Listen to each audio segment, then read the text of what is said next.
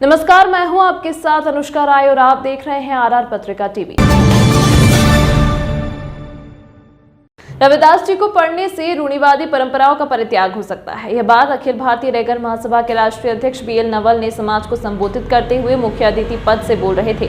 BL Naval जी ने 446वीं रविदास जी की जयंती पर उद्बोधन देते हुए पाखंडवाद, ब्राह्मणवाद, अंधविश्वास के विरोधी संत शिरोमणि रविदास जी महाराज के जीवन पर प्रकाश डालते हुए कहा कि हमें उनके आदेशों को अपनाना चाहिए। रैगर युवा संस्थान पंजीकृत के तत्वावधान में अजमेर जिले के पीसांगन कस्बे में रविदास वाटिका में संत शिरोमणि रविदास महाराज की प्रतिमा का अनावरण किया गया। प्रातः 10 बजे रैगर समाज की बस्ती में बाबा रामदेव जी के मंदिर से शोभा यात्रा प्रारंभ होकर मुख्य मार्ग से होते हुए बस स्टैंड से होकर बैंड बाजों के साथ आसपास के गांव से आए सैकड़ों ग्रामीण नाचते गाते रविदास वाटिका पहुंचे।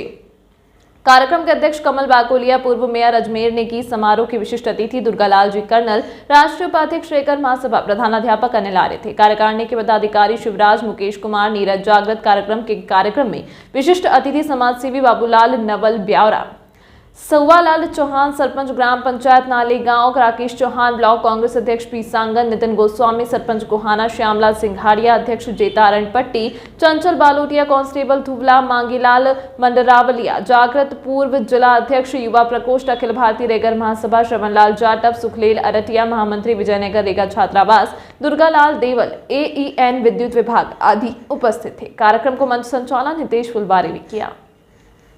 वो हमारे पास नहीं है, लेकिन समाज के अंदर जानकारी के साथ साथ हमारी व्यवस्थाओं के बारे में भी जानकारी होनी चाहिए। हमारे जो जितने भी पहले जो समाज सेवी लोग हुए हैं, हमारे पितृपुरुष हुए हैं, हमारे संत महात्मा हुए हैं, हमारे बड़े अफसर हुए हैं, उन्होंने समाज के लिए क्या किया, कौन कौन हुए हैं, क्या क्या कठिनाई झेली है, इस चीज का भी जानकारी हमारे युवाओं को होनी चाहिए। अभी ये बुजुर्ग लोगों के द्वारा या बहुत सारे लोगों के द्वारा ये कहा जाता है कि जो कुरीतियां अभी कुछ आ रही है उसके अंदर सबसे ज्यादा जो भागीदारी है या सबसे ज्यादा जो भूमिका है वो हमारे पढ़े लिखे वर्ग की है या पैसे वाले वर्ग की है। कुछ माने में उसको हमें मानना भी चाहिए, क्योंकि आप लोगों ने देखा कि पिछले 25-30 सालों के अंदर पैसा जरूर आया हमारे पास में, लेकिन वो पैसा हम खर्च कहाँ कर रहे हैं? वो पैसा कड़ी मेहनत का पैसा है। वो पैसा आपका जो है वो एक इस उद्देश्य से कमाया है कि ये पैसा मैं परिवार के लिए, परिवार के उत्थान के लिए, समाज के उत्थान के लिए खर्च करूंगा। अब शादी ब्याह का मैं एक मामला लेता हूँ। आप सबको मालूम है इन दिनों में बड़ा लंबा चौड़ा खर्च होता है, इसके लिए व्यवस्थाएं भी काफी कर दी। और जो इस तरह से लंबी रेस चलती है और शादी होती है तो बहुत बार ये देखा है कि बहुत सारे सैकड़ों किस्से ऐसे हैं कि वो शादी टिकती भी नहीं है, 2-3 महीने कि आप देखने से लगा के और शादी करने तक, बारात ले जाके आप जो है ना ढोल बजाने तक और उसका रिसेप्शन करने तक आपको लड़की के अंदर कोई खराबी नहीं दिखती है, और वो खराबी आपकी अचानक 2-3 महीने बाद में शादी के बाद कैसे दिख जाती है।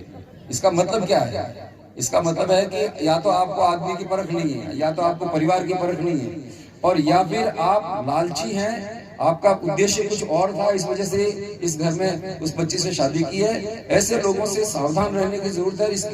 इसको हम कैसे दूर कर सकते हैं? मैं समझता हूँ हमारी सारी युवा टीम यहाँ खड़ी है, वो इस बारे में विचार करेगी और हम बैठ के इसके बारे में, मेरे दिमाग में कुछ बातें हैं, हम इस तरह की जो है ना, ये जो भेद होता है वो समाज पैदा करता है, जो समाज की व्यवस्था है उससे भेद पैदा होता है। बाकी जब बच्चा जन्म लेता है उसके लिए तो सब संसार बराबर है। और ये जाति पाति के बारे में भी संत रविदास जी कहते हैं कि जाति पाति के फेर में उलझ रही सब लोग, मानुषता को खात है रैदास जाति का रोग। ये मनुष्य को खा रहा है ये जाति का रोग जो है, और इस रोग से जितना बचोगे उतना ही आप आगे बढ़ोगे। एक थोड़ी कड़ी बात है, लेकिन वेदांत जी का ये कहना था कि जन्म से या कोई ज्ञान प्राप्त करने से बड़ा नहीं होता है।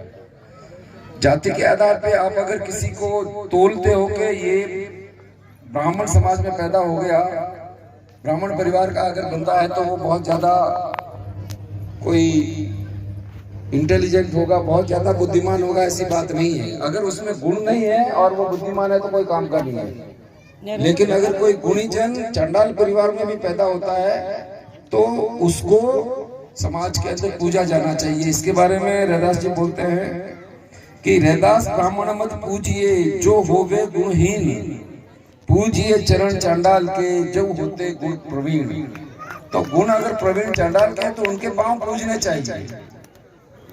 एक बात ये भी रैदास जी महाराज ने कही है कि किसी भी जगह पे कोई भगवान नहीं रहता है, भगवान का वास सब जगह है।